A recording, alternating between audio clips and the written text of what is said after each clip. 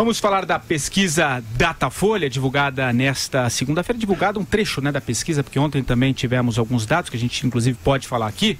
A pesquisa divulgada hoje mostra que mais da metade dos brasileiros deseja ver o ex-presidente Lula preso pelas suspeitas, né, de crimes de corrupção cometidos durante e após os governos petistas.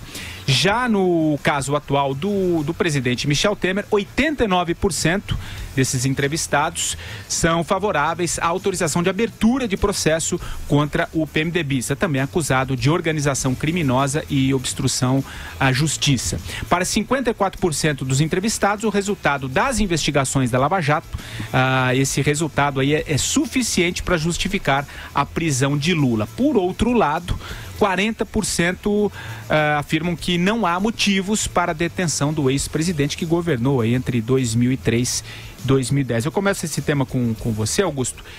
O mesmo Datafolha que colocou o Lula em primeiro, mostrou na pesquisa do domingo, mostra que a maioria das pessoas quer ele preso também, né? Dá pra entender? Olha, eu vou fazer um comentário pontual e depois deixar a análise da nossa turma pesquisa, lá. Aí mais tarde eu volto. Para o Andreasa e para o Madureira.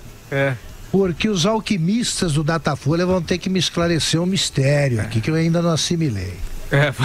Segundo o Datafolha, como frisou o Patrick, 54% dos brasileiros querem o Lula na cadeia.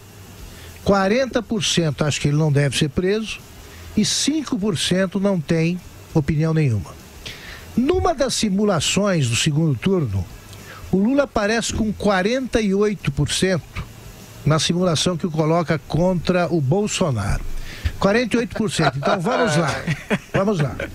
Ele tem 40% há 40% de eleitores que dizem que não precisa ser preso. Então, vamos dizer que todos eles, 40%, votem no Lula contra o Bolsonaro. Mais os 5% de indecisos, todos eles resolvem que o Lula não deve ser preso e eles votam no Lula. E tem 1% que sumiu aqui.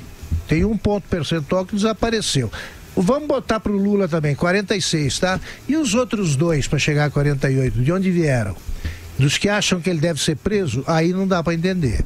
Quer dizer, ao mesmo tempo, eu acho que o Lula deve ser preso e presidente também. Isso eles têm que explicar. Essa não dá para engolir. Porque não dá. Aí, hoje, algumas pessoas ponderaram, mas é que entre ele e o Bolsonaro, o sujeito pode falar, então é melhor o Lula. Pera um pouco. Se você acha que o cara deve ser preso, você não tem o direito de votar nele. Vote em branco, anula o voto.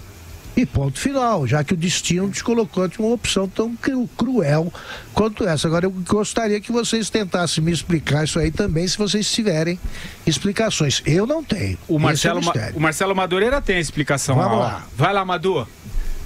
Não. Para o Datafolha, eu não consigo... Não há explicação para a alquimia do Datafolha. 48. Essas pesquisas... Eu trabalhava no BNDES, Augusto, durante muito tempo eu lidava com modelos macroeconométricos, né, de macroeconomia. E eu tinha um chefe que dizia, qualquer número é um bom número. Isso era rigorosamente verdadeiro. Isso é rigorosamente verdadeiro. Mas o que eu fiquei pensando, até lá em casa ontem, sozinho, matutando, né? Esse desejo, que eu acho que é um desejo da maioria do povo brasileiro de ver o Lula na cadeia. Eu pensei, Lula traiu as suas origens, Lula traiu a sua classe, né? Ao se aliar ao que existe de pior no Brasil, nos costumes, na sociedade, da upper class, né, da plutocracia brasileira, né? Ele se aliou, se entregou e foi partícipe organizador, foi chefe de quadrilha, liderança disso. Isso é a mais alta traição. Ele, né, perpetrou um crime de alta traição contra o povo brasileiro, porque ele poderia Se tivesse um pingo, 1 milímetro de estadista, ele poderia ter, com a herança bendita que recebeu do governo anterior, ele poderia ter dado um salto enorme, dadas as condições existentes na época, o Brasil poderia ter dado um salto enorme. Lula não fez por ignorância, por arrogância e, pior de tudo, por tirania. Lula é um tirano, Lula sempre foi um tirano. O tirano é o pior que há do ser humano, é o tirano. E o tirano que existe em cada um de nós é o tirano como pai, é o tirano como chefe, é o tirano como marido ou como esposa. Ele deixou-se dominar pelo tirano que existe dentro de cada um de nós. E por isso hoje é objeto de repúdio da sociedade brasileira. Tirania em função do projeto de poder indefinido no poder, porque o poder como uma arma de transformação da sociedade, não. O poder pelo poder, de andar de jatinho, de comer bem, de fumar charuto, de mandar os outros, é a coisa mais mesquinha, mais porca, né, que pode existir no ser humano. Isso independente de ser rico ou de ser pobre, de ter estudado ou não. Lula é o ser humano ao rés do chão. E por isso eu acho que existe o desejo ao qual eu compartilho, né, de que ele acabe na prisão, né, para mostrar que no Brasil existe lei e a lei é para todos. Vai lá, Andreasa, você. Antes, né, eu preciso repudiar mais uma vez, e a meu ver, evidentemente, há método nessa inclusão, repudiar a presença do juiz Sérgio Moro na lista de candidatos, ou pré-candidatos, ou possíveis candidatos citados pelo Datafolha, apresentados pelo Datafolha. É grave, isso é uma distorção bizarra que só contribui para esse choque frequente entre poderes, que estimula na percepção popular que o Sérgio Moro seja visto como adversário do Lula. Sendo que ele, Moro, já declarou, ao contrário de muitos outros, que jamais será candidato, que não tem filiação partidária, que não tem interesse no troço. Então a inclusão do Moro significa polarizar algo que, no final das contas, precariza o cenário, inclusive judiciário brasileiro, né? Afinal de contas, é um juiz que ainda julgará esse senhor Lula em outras ocasiões. É uma autoridade contra um ex-presidente, não é um adversário. Esse tipo de pesquisa estimula a figura do Lula se apresentar diante do juiz Sérgio Moro como se diante de um igual, quando não é. Ele é réu, inclusive já condenado. Tá? Então é grave, isso é uma distorção. O Datafolha é irresponsável quando faz isso. Isso é uma coisa. A outra é a seguinte: no conjunto dos números apresentados pelo Datafolha, os números, o resultado nesse conjunto é altamente favorável ao senhor Lula. E me permitam dizer aqui, eu avisei que isso aconteceria. Marcelo Madureira está de prova, Patrick Santos, né? Enche o saco de vocês com isso todo dia. Não importa se ele poderá... Não importa se ele poderá ser candidato, e em 2018 ele será um grande eleitor. E segundo esses números, um eleitor tanto mais poderoso se estiver inclusive preso. Porque vejam, nós temos aí uma condenação contra esse senhor. Tem um episódio recente dos recibos, aqueles recibos bizarros. Tem o Palocci, um cara de dentro do PT, do esquema, abrindo a boca. E ainda assim, depois disso, o Lula cresce. Isso é produto da criminalização da política. Eu falei isso aqui, eu já escrevi sobre isso. O Lula já estava na lama. O que o Brasil fez nessa sanha jacobinista, cujo senhor Rodrigo Janot é o principal agente, trouxe toda a atividade política para a lama junto com Lula. E na lama, minha gente, na lama ele deita e rola. Aliás, é importante a gente falar, Augusto, também, exatamente dentro disso, essa parte final do que disse o Andreasa, a gente podia falar um pouquinho da pesquisa que saiu no domingo, né? Esses números que o Andreasa se refere. Eu só vou passar aqui para o nosso ouvinte se localizar. Então, o Datafolha mostrou o Lula com 35% das intenções de voto, seguido do Jair Bolsonaro e da ex-senadora Marina Silva da Rede, e eles empatam em segundo lugar. Ele, no caso aí, o Jair Bolsonaro, oscila de 16% para 17%. 8%.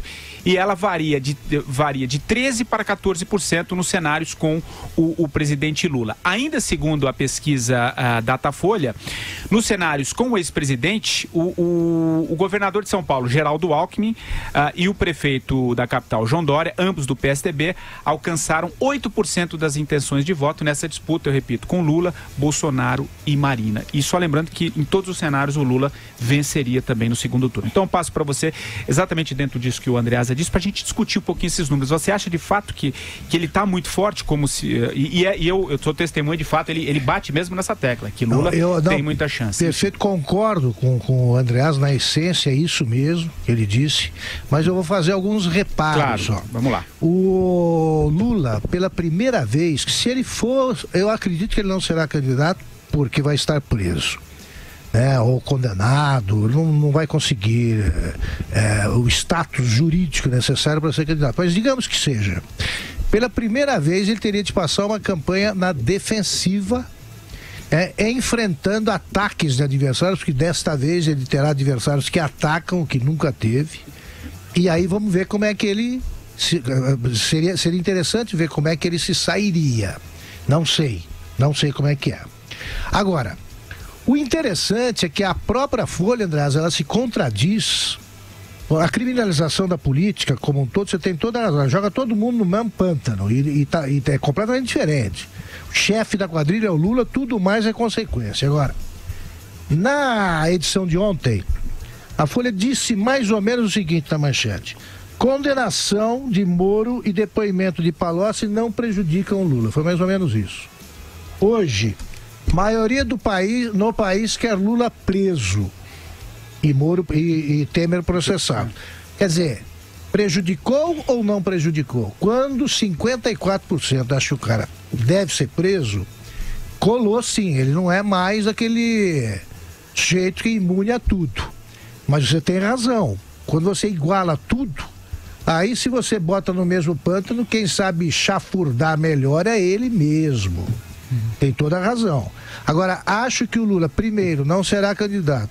Se for candidato, vai pela primeira vez enfrentar uma campanha em que é ele o vilão. E, sobretudo, se pegar alguém pela frente, não sei quem, não aposto em nada, alguém que não tenha rabo preso nem problemas com a Lava Jato. Acho que isso é pré-condição. E acho que é isso que o povo está dizendo nessa pesquisa aqui também, olha. Recado bem genérico. Nós não queremos ladrões.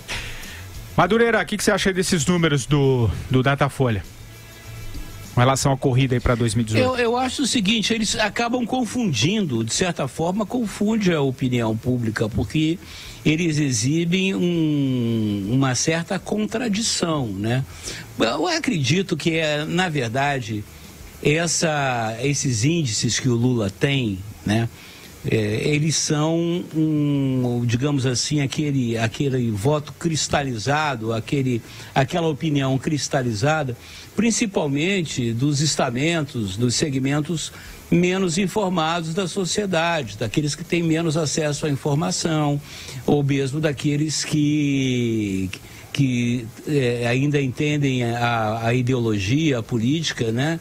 Mas como uma seita religiosa, como bem disse o Palocci, né? Do que uma prática de convivência e evolução da humanidade, né? A política, ela tem uma dinâmica. Inclusive, eu já reparo isso, né? Ontem teve no Globo um artigo do Carlos Diegues, o cineasta, né? Sempre tão próximo ao lulismo e ao PT, já admitindo, né? Digamos assim, as delinquências do PT e do senhor Lula. Eu acredito que agora, cada vez mais, vão haver, assim, autocríticas, né? Reposicionamentos de vários setores, outrora mais, assim...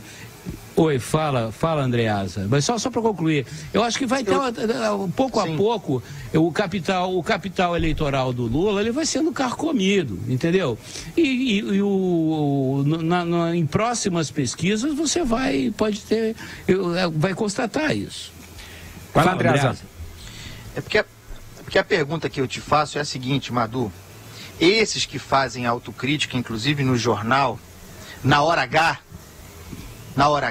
dentro da cabine, voto secreto na hora H. Você tem alguma dúvida de que, havendo a opção Lula, o sujeito não vai lá e tecla 13, confirma?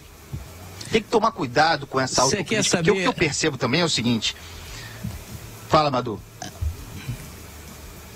Não, eu acho, Andreasa, que o que existe, no fundo, infelizmente, é o velho corporativismo brasileiro. É aquela velha história. Eu estou me dando bem, eu estou me beneficiando, como vários e vários segmentos da nossa população, né? O empresariado, sobretudo, em pequeno número, mas em grande quantidade, né? Os famosos escolhidos, os eleitos, né? Assim como vários segmentos da intelectualidade, do mundo artístico, né? Que se beneficiaram de verbas. Tá? Veja o Barretão, Luiz Carlos Barreto, né? O cangaceiro da cultura brasileira. Ele está na posse de todo o presidente. Se Hitler fosse presidente do Brasil eleito, ele iria à posse. Tudo para pedir verba, para pedir uma verbinha. O cara quer uma verbinha. Ele está vendo que ali não vai sair mais verbinha nenhuma, ele vai puxar a viola dele para outro lugar que vai sair verbinha. Andreasa, esse é o artista brasileiro. Vai lá para a gente ir para a nossa última janela. Tá bom. Não, rapidamente, porque eu quero dizer o seguinte, é evidente, o Augusto apontou muito bem, que a presença do Lula numa eventual eleição será num cenário novo, sob pressão. Tá? De qualquer maneira, também esses números dos que desejam a prisão do Lula são números robustos, mas no final das contas, podendo participar, considerando um cenário em que eu acredito haverá muitos candidatos, ele só precisa de cerca de 20% para estar seguramente no segundo turno. Esse é o ponto fundamental. Perfeito. E ele está aparecendo com 35% agora. E ele só precisaria de 20%. O cenário interessante para nós analisarmos no futuro é aquele sem o Lula. Porque o Lula é o camarada que organiza o debate, né? Todos os candidatos, confessem ou não, se organizam, se posicionam, se armam para o cenário com o Lula. É um cenário engessado. O Lula é a grande variável. Sem o Lula é que é o cenário em que as coisas podem acontecer, em que há espaço para o imprevisível, para o imponderável. E para esse cenário tem poucos preparados. E pleno acordo, só para endossar, porque eu faço questão de endossar isso aí que falou o Andreasa. Botar lá Sérgio Moro sem partido é cafajestagem. Cafajestagem. Ele não é candidato e sem partido parece que ele está procurando algum.